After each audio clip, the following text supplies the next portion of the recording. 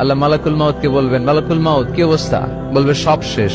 মাইয়াপ্পা, কে বাকি? মালাকুল মাউত বলবে জিনেরা বাকি, যাদেরকে দেখা যায় না। আল্লাহ বলবেন জিনদেরকেও শেষ করে ফেলো, রুহু কবজ করো। মালাকুল মাউত আজরাইল জিনদের রুহু কবজ করবে। আল্লাহ এবার জিজ্ঞেস করবে, ইয়া মালাকাল মাউত আখবিরনি মাইয়াপ্পা, এবার বলো আর কে বাকি? মালাকুল মাউত বলবে, আল্লাহ মানুষগুলো সব শেষ, জিনগুলাও শেষ, এবার বাকি ইবলিস শয়তান। কে বাকি? ইবলিসরেও শেষ করো, ইবলিসও শেষ।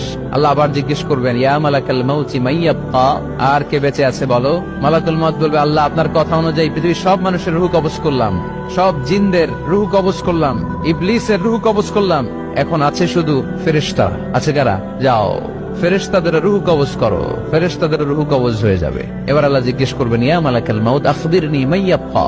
মালাকুল মাউত বলবে, আল্লাহ আপনার কথা মতো ধরে ধরে সব শেষ, ফেরেশতাও শেষ, 4 জন ছাড়া। কয়জন ছাড়া? জোরে বলেন, কয়জন ছাড়া?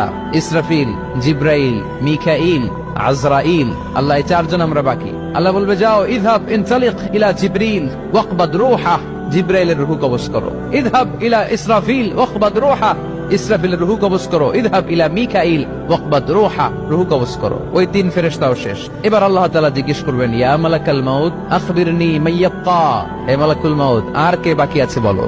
মালাকুল মাউত বলবে, আল্লাহ আপনার কথা মতো মানুষগুলো শেষ, জিনগুলো শেষ, ইবলিস শেষ, আমার বাকি 3 ভাই ইসরাফিল, মিকাইল, জিব্রাইলও শেষ, শুধু আমি, শুধু আমি। আল্লাহ বলবেন, কেউ নাই? মালাকুল মাউত বলবে, না আল্লাহ কেউ নাই। এবার আল্লাহ তাআলা বলবেন, মালাকুল মাউত তুমি তো সবাই রে মারছো, এবার তুমি মরো, এবার তুমি মরো, তুমি মরো। শোনার সাথে সাথে মালাকুল মাউতের কাঁপুনি ছুটে যাবে, খিঁচুনি এসে যাবে ভয়ে। আল্লাহ বলবেন, কাঁপুনি দিয়ে তো লাভ নাই, কারণ কুল্লু নাফসিন যায়িকাতুল।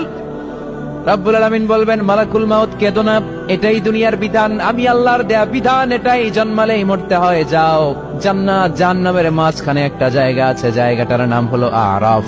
এই আরাফের মধ্যখানে যে দাঁড়া, ওখানে যে মালাকুল মাউত কাঁপতে থাকবে। মালাকুল মাউত বলবে, আল্লাহ সৃষ্টির শুরুতে যদি জানতাম, সৃষ্টির শুরুতে যদি জানতাম সবাইকে মৃত্যুদান করার পরে, রুহু কবজ করার পরে আমাকেও মরতে হবে, তাহলে এই কঠিন দায়িত্বের ব্যাপারে আপনার কাছে ক্ষমা চাইতাম। আজকে আমারও যে ভাগ্য বরণ করে নিতে হবে সৃষ্টির শুরুতে, আমি এটা কল্পনাই করতে পারি নাই। আল্লাহ বলবেন, নো টক, মুত ইয়া মালাকাল মাউত, মর, মরে যাও, মুত, মরে যাও। বলার সাথে সাথে মালাকুল মাউত এক বিকট চিৎকার হাঁকিয়ে মরে যাবে। মালাকুল মাউতের চিৎকারটা সেদিন এত ভয়ঙ্কর হবে, বিষ্ণু ঈসা ইসলাম বলেন, ওই চিৎকারের আওয়াজ যদি পৃথিবীর মানুষেরা কান দিয়ে শুনতে পেত, তাহলে কিয়ামত সংগঠিত হওয়ার জন্য আলাদা করে ইসরাফিলের সিঙ্গার প্রয়োজন হতো না। ওই চিৎকারের আওয়াজে প্রতিটা মানুষ কানের পর্দা ফেটে ওই জায়গায় লাশ হয়ে পড়ে যেত। এবার ডানে বায়ে সামনে পেছনে উপরে নিচে কেউ নাই, একজন ছাড়া। জোরে বলতে হবে, তিনি কে?